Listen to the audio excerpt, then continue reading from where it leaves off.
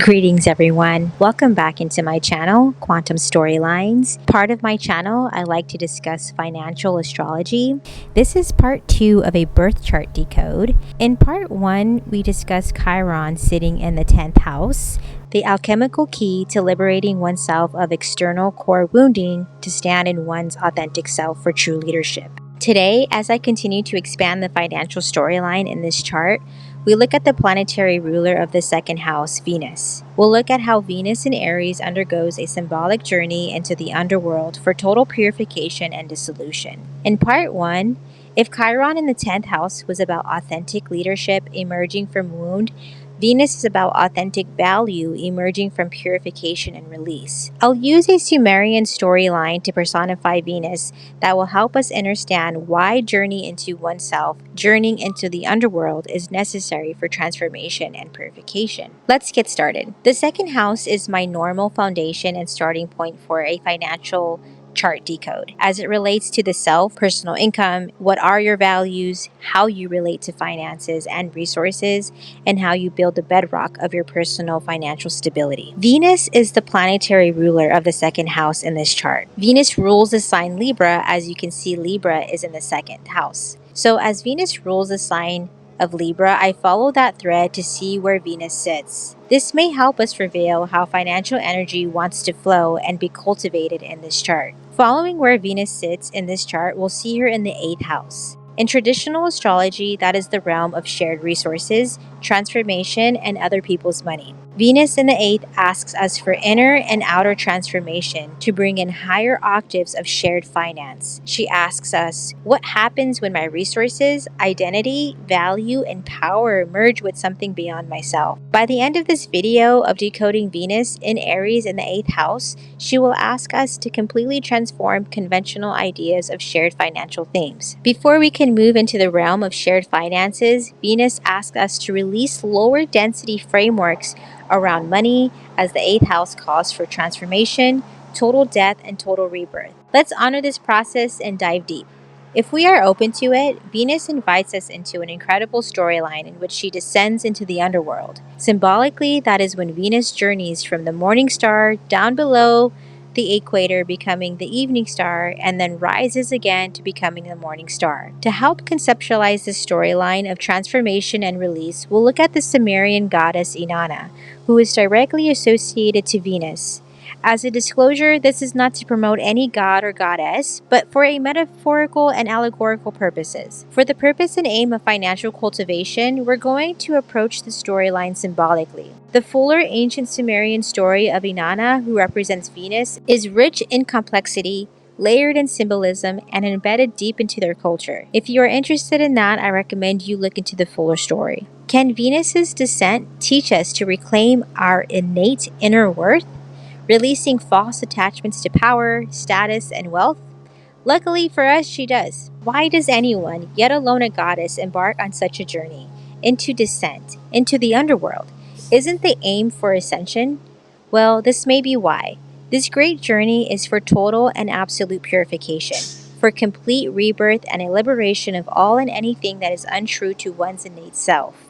The goddess descent becomes our metaphor for stripping away external measures of worth, status, titles, wealth signaling, control, fear, journeying into the space that is not visible to find what's hidden inside all of us, where one can sit in a purified and liberated state of innate inner knowing and value itself, to embody and remember one's true innate self, to shed all external elements or senses of security as they are no comparison to the one true innate value each and every one of us holds. All false internal and external elements must be released. Fear, suffering, the idea that you are without, the release of false power or false influence. Remember, before higher octaves of shared finances and shared resources can be cultivated, the 8th house calls for total transformation, total death, and rebirth. That is why we'll follow her great descent as a process of dissolution of false identities around money and finance. In the Sumerian storyline, the goddess passes through 7 gates before entering the heart of the underworld. At each gate, she must remove a piece of her regalia that gave her extreme power. Items like her crown, her measuring rod, her lapis necklace, her breastplate, her ring, her scepter, her garment. By the 7th gate, she possesses nothing. In the full story, there was potential betrayal. Some say the goddess wanted to overthrow her sister, who ruled the underworld.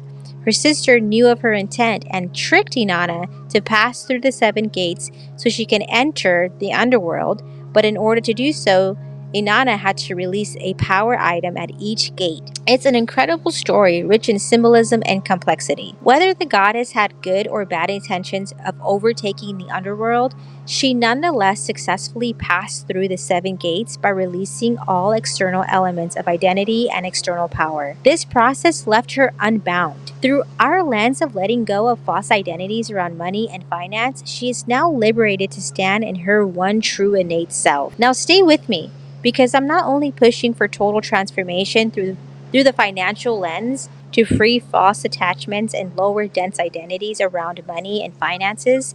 This chart is equally pushing me. It's pushing anyone watching this.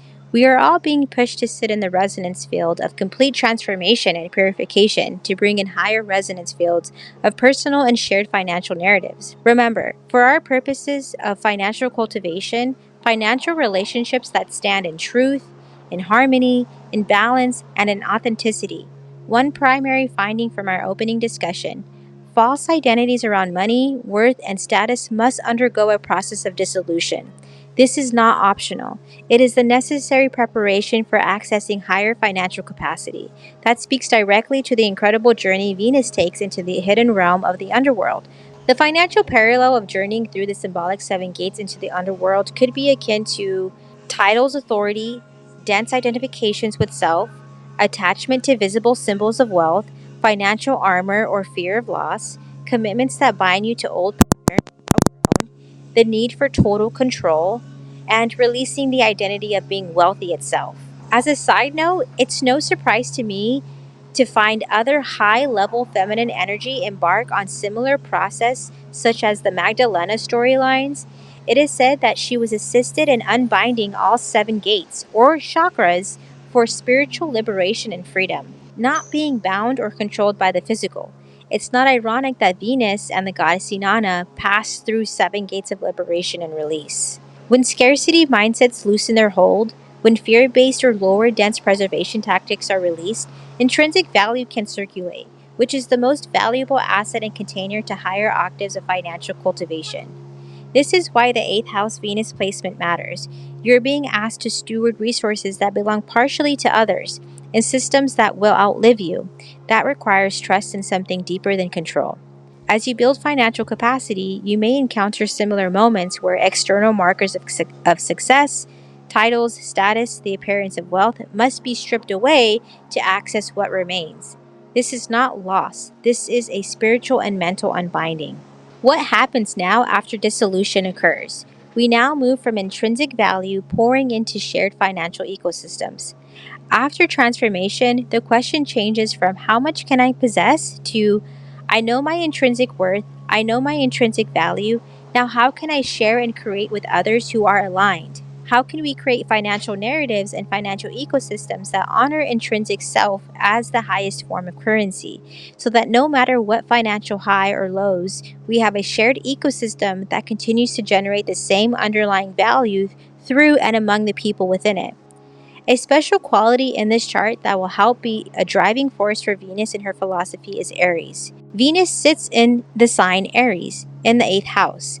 This will help us drive the Venusian journey into existing financial structures, partnerships, investments, trust, insurance, business collaborations, estate planning, philanthropy, and other systems where resources already merge between people. What does it look like when Venus is expressed through the fire sign Aries? Venus in Aries will take initiative. She does not wait for alliances to appear. She lights the first fire, the first hearth, and extends the first invitation. In Aries, Venus is really looking to initiate partnerships. She is saying someone must make the first move in creating these aligned financial alliances. She will be courageous by taking early investment steps in a future that others will eventually want to participate in. Aries energy here suggests you may be called to pioneer new models. If the transformed Venusian philosophy is about honoring intrinsic value, trust, reciprocity, harmony, integrity, and shared capacity, how do we actually introduce those principles into the financial structures that already exist? And where existing structures cannot hold those principles, what new economic ecosystems might need to be created? Can we build agreements around trust and reciprocity? Can we measure the value of reputation, relationship, wisdom, community, and culture alongside financial return? Can we design structures that protect not only assets, but the relationships and principles that make those assets meaningful? The goal may be to introduce new principles into existing structures, discover where those structures cannot hold them, and then build new containers where necessary.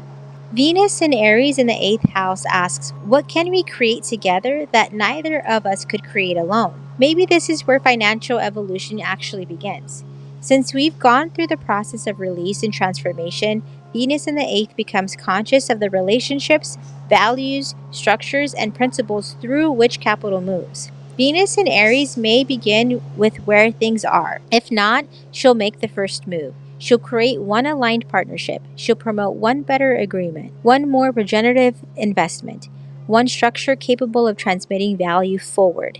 She'll promote ecosystems that stand the test of time. And perhaps, over time, enough of these small initiations begin connecting until what once looked like isolated acts of conscious economics become something larger. A network, a living economic ecosystem, a new way of understanding wealth. And perhaps that is what Venus and Aries in the eighth ultimately teaching us. Don't wait for new systems to arrive. Initiate the relationship that allows it to begin. Bring your resources together. Create something more valuable together than either could create alone. And build it so that value can continue flowing through all life that passes your way. That is the beginning of a transformed Venusian eighth house philosophy. One action step you can take using the Venus and Aries frequencies is within the next 30 days, initiate one financial conversation you've been postponing. Reach out to one potential partner. Propose one collaborative structure. This is the end of part 2 of Venus in the 8th house in Aries. Thank you guys so much for being here. Take care, and we'll see you in the next one.